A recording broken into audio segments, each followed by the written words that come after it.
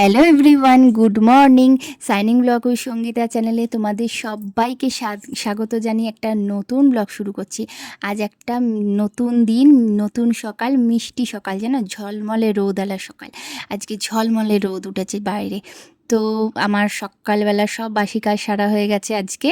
তো দেখো, এই দেখো বাইরে ঝলমলে আকাশ, দেখেছো কি সুন্দর রোদ উঠেছে। অন্য দিন তো বৃষ্টি হয়, বৃষ্টি হয়েছে, সকালে বৃষ্টি হয়েছে, এই দেখো বৃষ্টির পরেও এই রকম ঝলমলে রোদ উঠেছে, তাই না? কি সুন্দর। তাই জন্য ভাবলাম আজকে এই জামা কাপড়গুলো স্নান করে কেচেছি, তো এই জামা কাপড়গুলো আর ঘরে দেবো না, আজকে আজকে সব বাইরে মেলা হবে।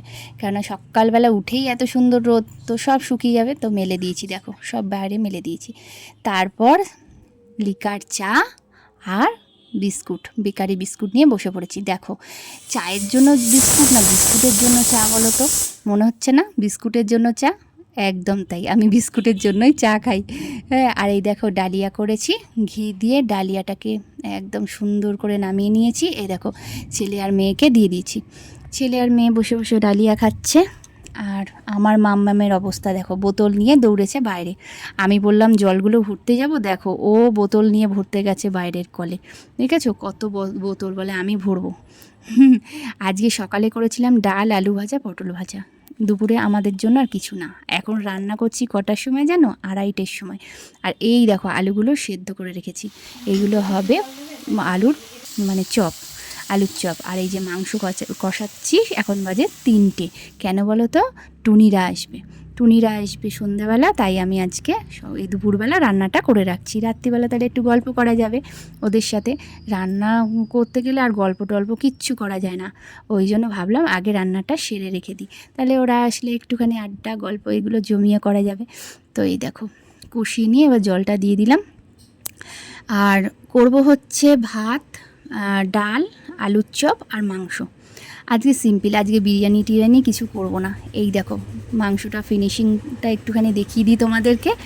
একদম দেখেছো লাল লাল একদম কষা মাংস। ওরা এসে গেছে, এই দেখো।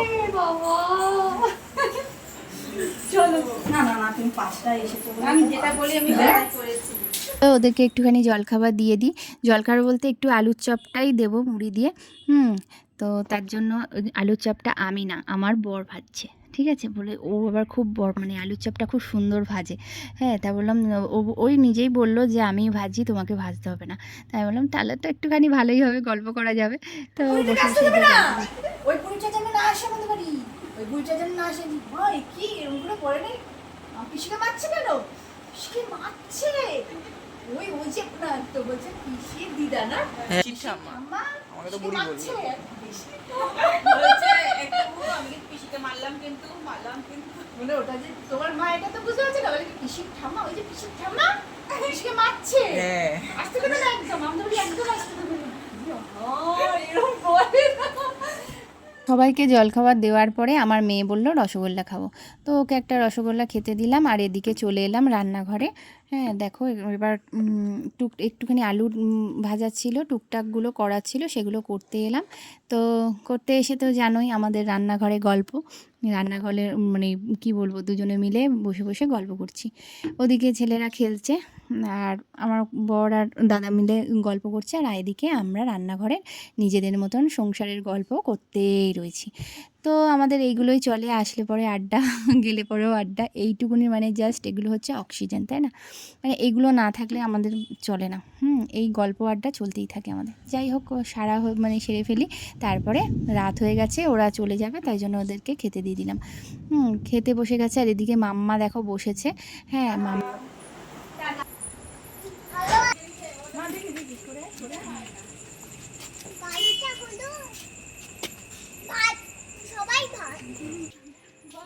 গুড নাইট, আমরা বাড়ি যাচ্ছি। Good night. এই যে দেখো না, আমরা চলে যাচ্ছি।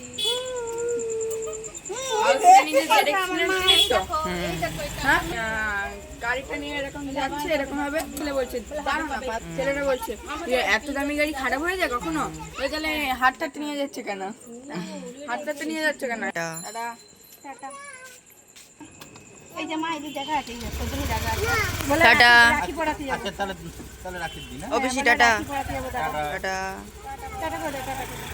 Tata good night. হ্যাঁ, গুড নাইট। তো বন্ধুরা এখন বাজে রাত 11টা, রাত 11টা বাজে। তো ওরা চলে গেল, আমরা খেয়ে নিলাম, খাওয়া দাওয়া হয়ে গেছে আমাদের। তো খেতে বসেছিলাম, তো আমার বর আবার অত কিছু দিয়ে খেলো না, রাত হয়ে গেছে বলে শুধু মাংসটা নিয়ে একটু অল্প মাংস নিয়েই খেয়েছে, 2 পিস মতন মাংস নিয়ে খেলো ভাত দিয়ে। আমিও তাই করলাম। তো বেশি খেতে পারলাম না, রাত হয়ে গেছে তো। আর আজকে গরমটাও খুব পড়েছে, তাই না? ভীষণ গরম পড়েছে। এদিকে তো বৃষ্টি হয়নি, সেই ভোরবেলা একটুখানি বৃষ্টি হয়েছিল, তারপর থেকে তার বৃষ্টি হয়নি, গরমও লাগছে খুব। তো আজকের ব্লগটা এই পর্যন্ত, এখানেই শেষ করি। তো তোমরা ভালো থেকো, সুস্থ থেকো। আবার একটা নতুন ব্লগের সাথে আবার দেখা হবে তোমাদের সাথে।